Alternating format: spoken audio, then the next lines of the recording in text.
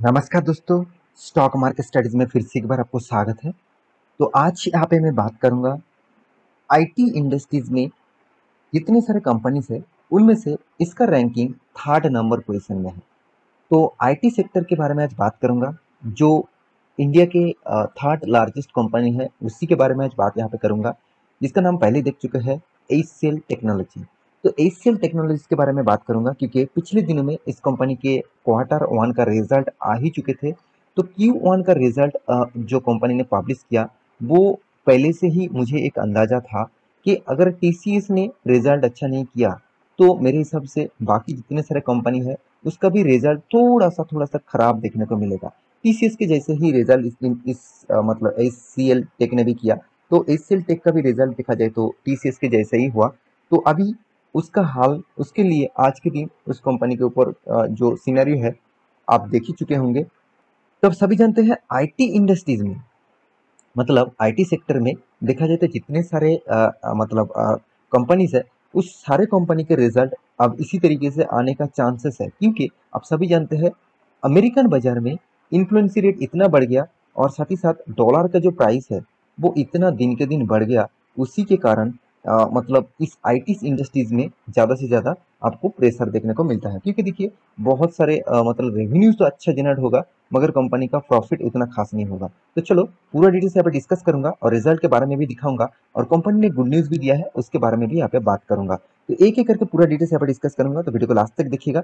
और हाँ, अभी तक बहुत सारे दोस्तों ने मेरे वीडियो तो देखते रहते हैं मगर अभी तक चैनल को सब्सक्राइब नहीं किया, तो प्लीज देर किस बात की, अभी जाकर सब्सक्राइब कर लीजिए, क्योंकि इस आपका सब्सक्रिप्शन मुझे बहुत मोटिवेट भी करेगा और साथ ही साथ मुझे बहुत कुछ आपको देने का मौका भी मिलेगा। तो और एक चीज मैं जरूर कहूंगा, आपने कमेंट भी मतलब कोई भी वीडियो में कमेंट नहीं किया तो प्लीज कमेंट जरूर करिएगा। आपको वीडियो कैसा लग रहा है, आपको कुछ मतलब क्वेश्चन है, मैं कुछ गलत बता दिया तो उसके ऊपर कमेंट जरूर करिएगा, मैं रिक्वेस्ट जरूर करूंगा। तो चलो देख लेते हैं आज के स्टॉक के बारे में। तो सबसे पहले मैं कंपनी के रिजल्ट के ऊपर चला जाऊंगा। तो रिजल्ट के ऊपर आने से पहले एक चीज मैं आपको दिखा दूं, कंपनी का गुड न्यूज। गुड न्यूज क्या है? तो देखिए, the board director has declare interim dividend. तो 10 रुपये का इंट्रीम डिविडेंड कंपनी अनाउंसमेंट कर चुके हैं, इसका फेस वैल्यू 2 रुपया है इसके हिसाब से। तो इंट्रीम डिविडेंड जो है 10 रुपये का, जो इंट्रीम डिविडेंड है उसके हिसाब से देखा जाए तो कंपनी ये जो डिविडेंड है खुद कंपनी दे सकते हैं, क्योंकि इंट्रीम डिविडेंड का मतलब है कंपनी का जो बोर्ड है, कंपनी की जो मैनेजमेंट है वो खुद डिसीजन ले सकते हैं इस तरीके से डिविडेंड लेने मतलब देने के लिए। जब फाइनल डिविडेंड दिया जाता है तो उसके लिए बहुत सारा अप्रूवल लिया जाता है, क्योंकि शेयर होल्डर का भी अप्रूवल लिया जाता है। तो यहाँ पे इंटीम डिविडेंड कंपनी देने वाला है, तो हर लोगों के मन में यही आ जाता है कि डिविडेंड सर कम मिलेगा। तो डिविडेंड का डेट ऑब्वियसली आपको यहाँ पे अभी तक देखिए यहाँ पे रिकॉर्ड डेट भी दिया गया है। रिकॉर्ड डेट जुलाई 20 यहाँ पे देखिए फिक्स कर दिए गए हैं। तो मेरे हिसाब से रिकॉर्ड डेट के अंदर अंदर आपको इस डिविडेंड मिल ही जाएगा।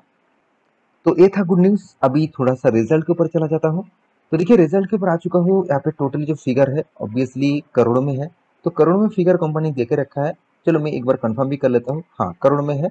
तो अभी देखिए कंपनी का जो रिजल्ट, देखिए यहाँ पे जो फर्स्ट जो कलम है यहाँ पे देखिए कंसोलिडेट मतलब स्टेटमेंट का रिजल्ट है, तो फाइनेंशियल रिजल्ट है। अब देखेंगे तो 30 जून और 31 मार्च, और यहाँ पे 30 जून 2021, मतलब यहाँ पे क्वार्टर वन पिछले सालों का, यहाँ पे क्वार्टर वन इस सालों का, यहाँ पे क्वार्टर फोर पिछले क्वार्टर का। तो यहाँ पे रिजल्ट, तीनों रिजल्ट आपके सामने है। तो पहले आपको दिखा दूं जो टोटल इनकम। तो टोटल इनकम के बारे में बात करूं तो 23,873 करोड़ का टोटल इनकम किया, जो पिछली बार कितना था 22,914 करोड़ का, जो पिछले सालों में था 20,323 करोड़ का। तो ओवरऑल यहाँ पे बात करूं तो कंपनी का जो मतलब ग्रोथ है, मतलब इनकम का जो ग्रोथ है वो यहाँ पे ज़्यादा मुझे देखने को मिला ईयर ऑफ ईयर बेसिस और क्वार्टर ऑफ क्वार्टर बेसिस। तो सिर्फ इनकम होने से कुछ फायदा नहीं होता, कंपनी के एक्सपेंस को भी कंट्रोल करना पड़ता है। तो कंपनी ने कितने एक्सपेंस कंट्रोल किया वो देखना है। देखिए टोटल एक्सपेंस के बारे में बात करूं तो 19,536, जो पिछले बार था 18,593, पिछले सालों में था 16,223। इसका मतलब पिछले सालों में कम और पिछले क्वार्टर में कंपनी ने अच्छा खासा एक मतलब जो एक्सपेंस है उसको कंट्रोल करके रखे थे, तो इसीलिए कंपनी को फायदा भी मिला। आप खुद देख सकते हैं टोटल, यहाँ पे देख सकते हैं profit and loss for the period. तो profit and loss for the period आप देख सकते हैं यहाँ पे आधार, यहाँ पे और एक चीज भी आप देख सकते हैं, टोटल कॉम्प्रिहेंसिव इनकम। तो total comprehensive income and losses आप अब यहाँ पे देख सकते हैं फॉर द पीरियड।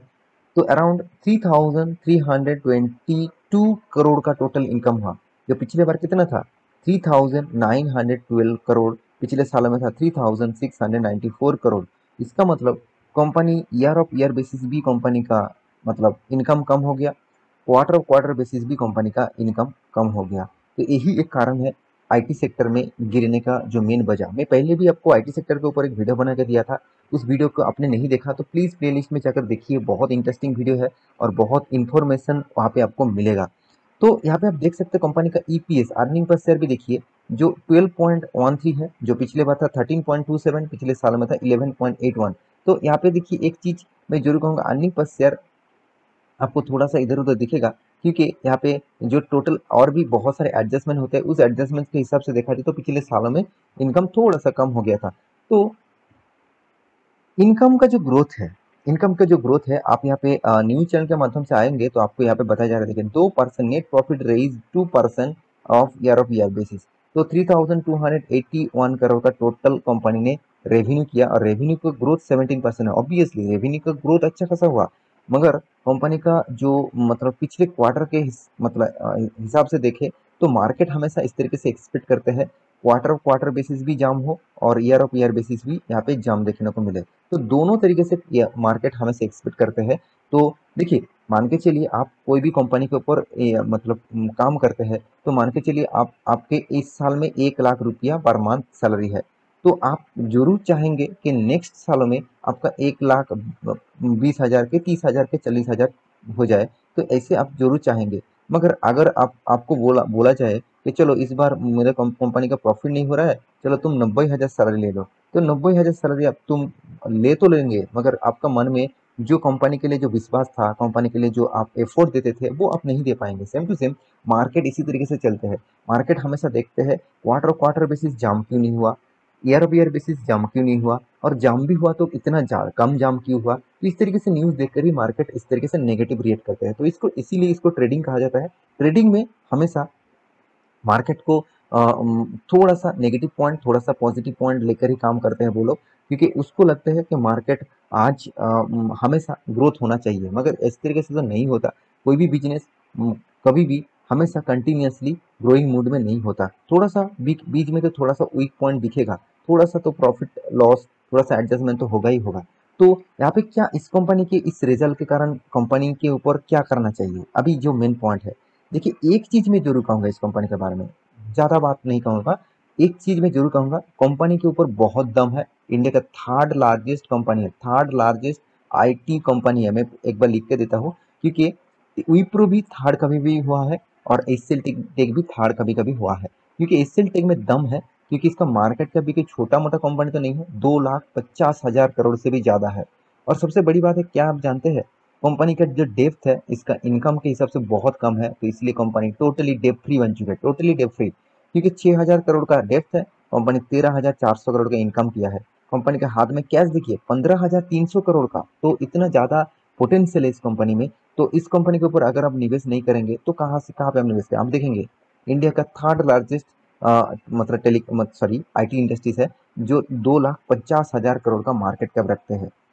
तीसरी बात, कंपनी का जो चीज मैं दिखाना भूल गया, तो देखिए कंपनी का इनकम ग्रोथ किस तरीके से हो रहा है। साथ ही साथ नेट प्रॉफिट के बारे में बात करूं तो प्रॉफिट भी हमेशा कंटिन्यूअसली ग्रोथ कर रहा है। तो ये एक पॉइंट्स आपको मेजर करना चाहिए कि कंपनी के कितना दम है, उस दम के हिसाब से आपको निवेश करना चाहिए। देखिए डेप्थ जो है वो ना के बराबर है, 0.06% का डेप्थ, मतलब एकदम ना के बराबर है। आप डेप्थ फ्री भी यहाँ पे कंसिडर कर सकते हैं।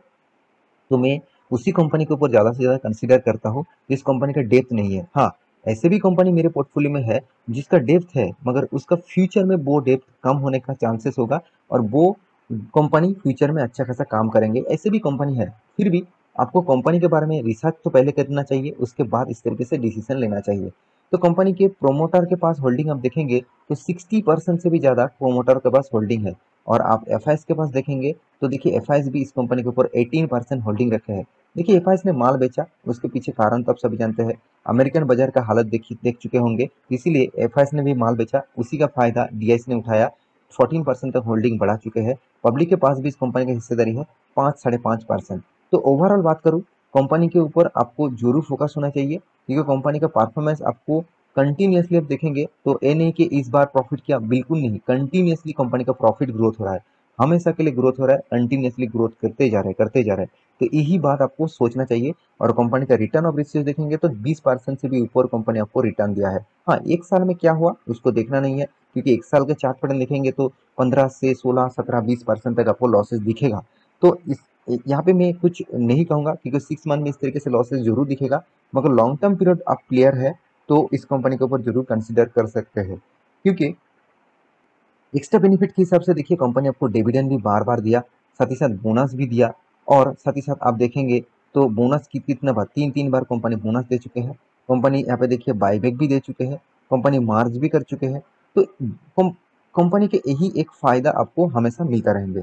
तो कंपनी के मतलब चार्ट पैटर्न के ऊपर जाऊँ तो देखिए कंपनी के कितना शानदार रैली मूवमेंट आपको दिखेगा। यहाँ पे भी कंपनी बोनस दिया, एडजस्टमेंट प्राइस हो गया, उसके बाद देखिए थोड़ा सा मोमेंटम हुआ, फिर से यहाँ पे कंपनी ने बोनस दिया, फिर से देखिए रॉकेट की तरफ भागा। हाँ, यहाँ पे थोड़ा सा गिरावट हुआ है, तो मैं जरूर कहूंगा आपको इस तरीके से गिरावट में फायदे के हिसाब से उठाना चाहिए, इस तरीके से फायदा आपको हमेशा लेना चाहिए। तो आशा करता हूँ सारे जानकारी आपको मिल चुका है। मेरी इस वीडियो आपको कैसे लगा जरूर कमेंट करना। और हाँ, आप ट्रेडिंग करते हैं तो उसके लिए आपको लिंक नीचे मिल जाएगा, जाकर ज्वाइन कर सकते हैं। मिलते हैं नेक्स्ट स्टॉक लेके, तब तक के लिए अच्छे से रहिए, अपने ख्याल रखिए, बाय बाय।